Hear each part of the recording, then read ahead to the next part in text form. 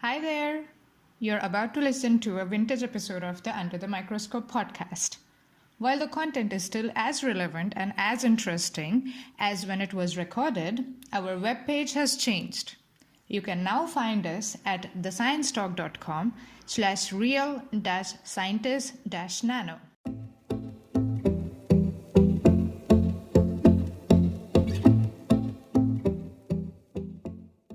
Welcome to Under the Microscope. This series is brought to you by the Real Scientists Nano team. Our goal is to provide a platform where scientists can communicate their work and interact with the public. With that in mind, every week we introduce you to a scientist working in the field of materials and nanoscience, who would be curating the RealSci_Nano Twitter account.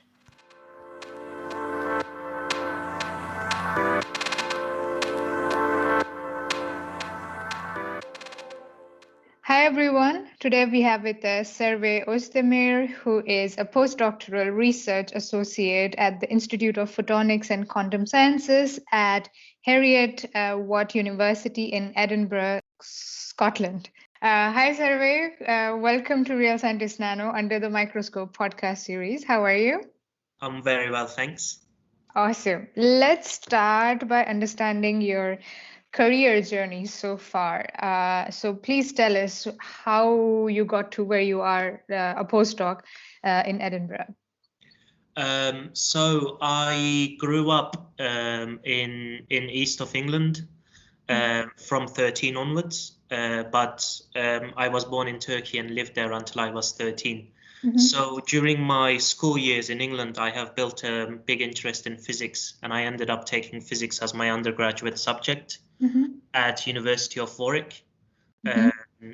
And during my final year at University of Warwick, I ended up becoming really interested in two-dimensional systems and the physics displayed by these two-dimensional systems. And at that point, I made a personal discovery about graphene and how graphene, in a sense, revolutionized the ways of studying two-dimensional phenomena in comparison to traditional semiconductor heterostructures structures that are also utilized to study this physics. So for my PhD, I got my studentship from Graphene Nano Center of Doctoral Training at University of Manchester, which I was very happy about because that's where the home of graphene is. And basically, having obtained my PhD studentship from there, I was fortunate enough to carry out my research under the PhD studentship of Professor Sir Konstantin Novoselov, who was co-awarded the Nobel Prize 2010 for his discovery of graphene. And I finished my PhD in September in 2020, so just this past year. And following on from there, I moved to Heriot-Watt University in Quantum Photonics Laboratory of Professor Brian Gerardo. And since October 2020, that's where I have been, and I'm currently remaining in the same field, but working on different projects to what my PhD was, essentially. So my deep enthusiasm for physics from school days took me all the way up to here, I guess. That sounds amazing. From school to now, you're somewhere the other way doing physics and gathering knowledge on physics and using that knowledge for so many different things. And you have worked with some incredible people. Of course, I mean, the Nobel laureate for graphene, I think 2010 in physics, that's where Andre Geim and Konstantin, they got the Nobel Prize, right? So that sounds really amazing, really, really inspiring, I must say. So your current work, I'm assuming there is some physics involved there. I mean, you did speak about that a little bit in the short podcast, but where does your current work fit in this big picture of materials or nanoscience? Because it's quite a broad field, right? Yes. Exactly. So I think the most important aspect of it of it for the field of nano and material science is that we just have an incredibly incredible number of potential of 2D materials. So graphene was the first one, and now we have, I believe, at least 100 of them identified, isolated, and studied to different extents. But there are predictions that basically suggests up to 2,000 materials that can possibly be generated, made, and studied. So I believe, and each of these materials in principle display different properties.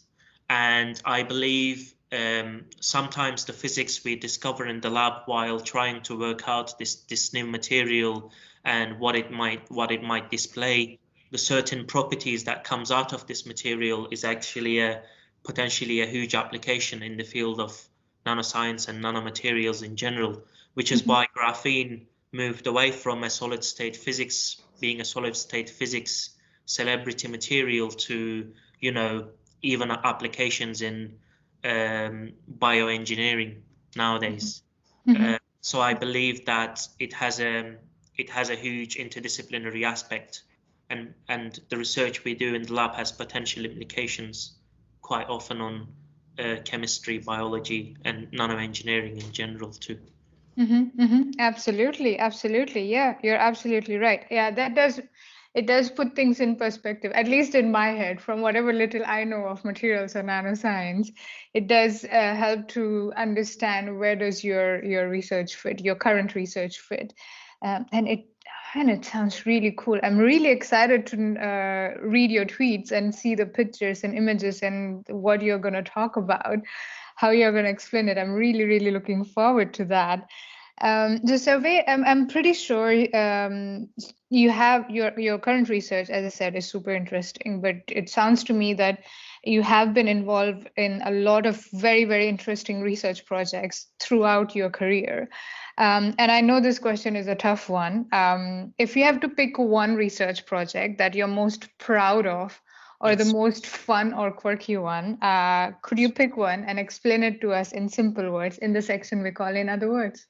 Yes, so I am most proud of my contributions into first ever systematic investigation into rhombohedral graphite films. Okay. So graphite, which is basically in pencil leads, comes in two structural forms. One is hexagonal and the other one is rhombohedral. And rhombohedral one is basically a topological insulator in thin film limit, and it is basically an n-layer generalization of graphene. And during my PhD, and especially writing up my PhD thesis, which I dedicated to my experiments on rhombohedral graphite, I have basically found out that in low energy limit, it is an n-layer generalization of graphene. But at the same time, it is also accompanied by three-dimensional transport effects. So it basically acts as a quasi 3D system and displays some of the physics that's displayed in graphene in 2 dimensions in 3 dimensions, despite being a very, very thin film system. And yeah, basically, I am very proud of it, and it was my thesis. And recently, I have been awarded a prize for my thesis, which I'm sure you've heard of, Springer Thesis Prize. So hopefully it will all be out as a monogram book as well soon. Oh my God. I can share with everybody. Yeah, I would say. Oh my God. Yeah. Congratulations. And I can imagine why you picked this as the project one of the projects that you're most proud of, because yeah, that definitely sounds super interesting. Wow. Thanks. Must be. Do you still remember the feeling the first time you got the results that you were hoping to get or expecting to get, or was it like completely unexpected? Like, whoa, what is this now? Yes. So when I first started working on the project, I immediately realized, even though I was a fairly new PhD student, I immediately realized that there was a huge prospect and potential, because there were lots of theory papers talking about rhombohedral graphite and the interesting physics associated with it, like magnetism and superconductivity, but the experiments weren't actually there. And actually, I think one of the first samples we have made gave these very, very fascinating results. And first, I immediately thought that it was some kind of an artifact, as it often is doing science. But later on, we measured more samples and we realized that it was true. And obviously, this was a very big project with a huge number of people involved. But I would say, yeah, I was very happy, and it was a great moment, especially as a reasonably early PhD student. I would say, the lucky moments in science are always, they're good memories. Yeah, yeah, definitely. Wow, that sounds amazing. And I hope you will talk more about it when you're taking over the account, Real Yes, Scientist Nano account. Yeah, absolutely. All right, awesome. So, Survey, I mean, it's clear to me that you love the research part of being a scientist, but there are also other aspects or other responsibilities or tasks or whatever you call them, which come with being a scientist. So, what else do you like about being a scientist other than the research itself? yes, I really enjoy teaching aspect as well, especially so being able to, I mean, doing research, we deal with a lot of fundamental concepts, and we have to think about a lot of fundamental physics, and being able to take that physics away and show it to undergraduate students and actually tell them, look, I know that this immediately doesn't make sense now why you're necessarily learning about this, but here is a really, really nice application of it. And this is why it is really important that you grasp these ideas like quite clearly. Like for later on stages, it can help you quite a bit. I think I really enjoy teaching because I really care about, especially teaching my field, solid state physics, which is something I have done this year in Heriot-Watt. I care about it, and I want to make sure that things are introduced in a proper way, because I feel like a lot of students can be put off even research, like specific research field, just because they don't receive the right, Guidance. yeah, and they aren't introduced with things in the right way. I would say teaching is amazing, and also moving away from academia outside, just meeting people in general public.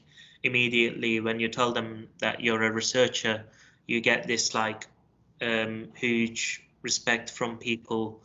I think that aspect of research, obviously, we could be way more paid in other jobs and elsewhere, but I feel like just being able to get that it matters the most to me, as well as the other bits. Yeah. Okay. Okay. Well, it's good to know that we have active researchers like you who do enjoy teaching and who enjoy that process as well, because that's also very, very important, right? To bring the next generation, train the next generation of scientists. That's Yes. what you would be doing. So it's great that you like that and you enjoy that, because that means that your attitude and your positivity is then translated to the next generation and like passed on. And if the teacher is happy, students are happy, everyone is happy in this equation. So that's really nice. That's really nice to hear. So what advice would you give, Survey, to either yourself or to researchers who are starting out today? I think the most important advice is that it is not certainly easy.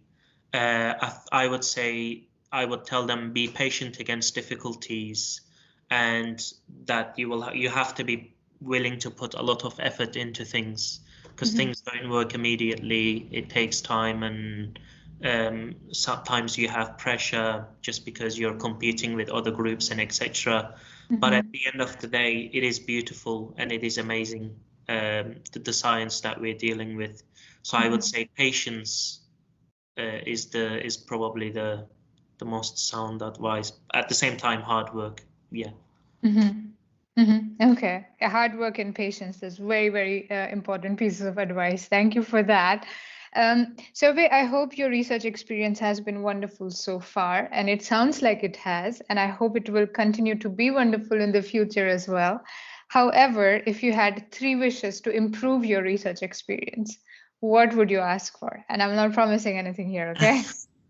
So, as we discussed already, I work with atomically thin crystals, and I know we haven't mentioned yet, but the way to make these atomically thin crystals, the most sound way of making them right now is basically using tape and putting pieces of tape to 2 pieces of tape together and separating them and making crystals extremely thinner and thinner. Yeah. And I would say a lot of my life and my time is spent searching for very, very thin crystals. So having a magic tape that just immediately makes them and makes some very big crystals would be really nice. Other than that, I spend a lot of time trying to make good contacts to these semiconductors, basically to be able to study the electronic transport effects. Be nice to have an easier way of making them.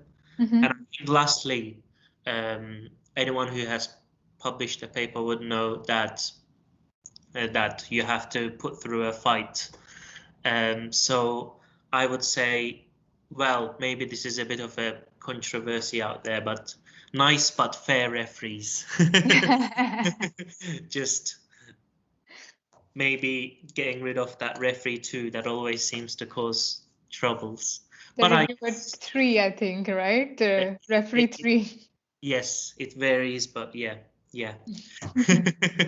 Okay, well, all 3 very, very fine wishes, very practical, I must say, and not out of the world at all, except the third one probably. No, I'm kidding. But yeah, I hope we do have better ways, more reproducible and less tedious ways of making the thin materials, the 2-dimensional materials, other than the Scotch tape method, which got the Nobel Prize, but not sustainable, not reproducible, I would say. Absolutely, and I think that is probably something to definitely we should get more people interested in 2D materials from general nanomaterials and nanoscience community, because I feel like a lot of us guys are very, very fundamental physicists, and because it produces the most high quality systems, we are, I think if it's only physicists who keep doing graphene and 2D materials research, we will always be stuck with Scotch tape. So I think we need more applied scientists just trying to improve things and making these crystals, definitely. Absolutely. Yeah, that is, yes. I hope people are working on it. I mean, there is quite a lot of headway made for graphene, right? There is a lot of progress, but I feel like it's just there is a lot of room to improve. Yeah. Definitely. Having said that, there is already an immense number of groups doing it. Yes. Yeah, absolutely. Yeah. But also for other 2D materials, it would be nice to have that scalability and reproducibility and production. Less so in other materials that compared to graphene, but yeah. Absolutely. And also your second wish about easier ways of making the contacts, because I know it's a nightmare.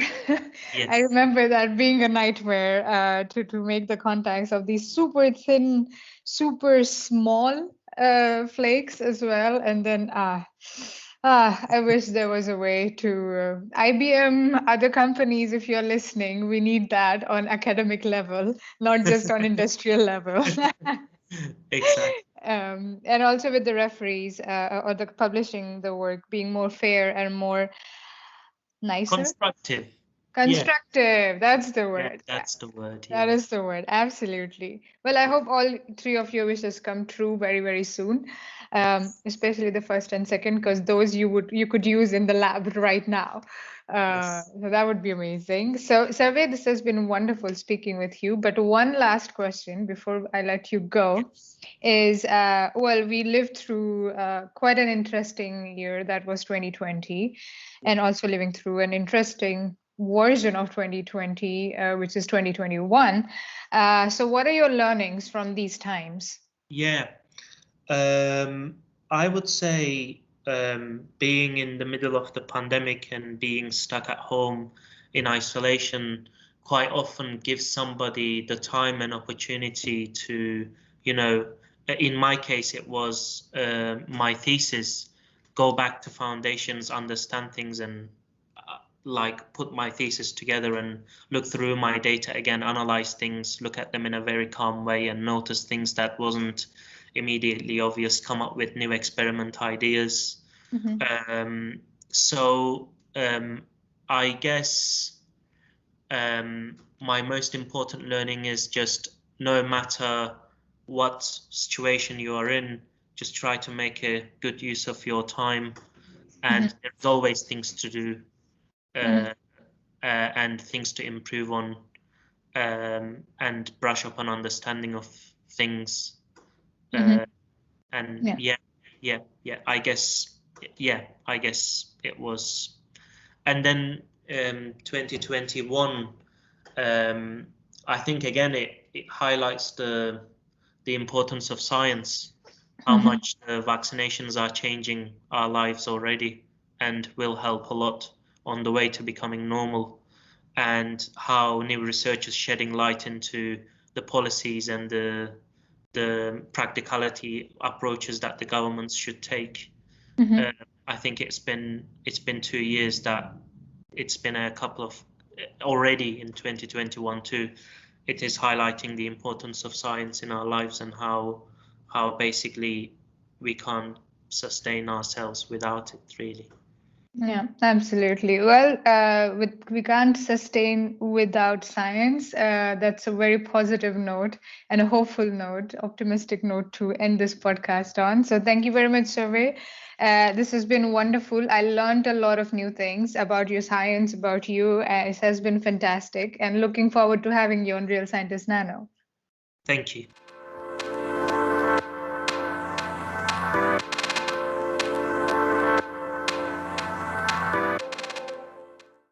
Thank you for listening. To know more about us, please visit our website realscientistsnano.org and follow us on Twitter at realsci_nano.